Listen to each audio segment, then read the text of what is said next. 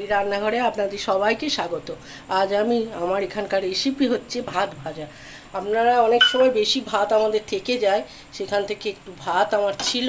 এখানে আমি যেটা করব, এখানে আলু পেঁয়াজ আর ভাত, আলু পেঁয়াজটা ভেজে ভাতটা দিয়ে রেখে দিয়েছি।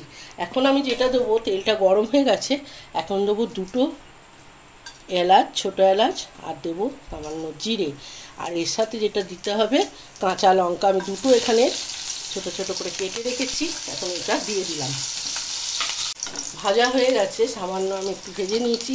এরপর আমি যেটা দেব, ভাত আর আলু পেঁয়াজ আর শুকনো লঙ্কা, এটা আমি ভেজে একসাথে করে রেখেছিলাম, এটা এখন এর মধ্যে দিয়ে দিলাম।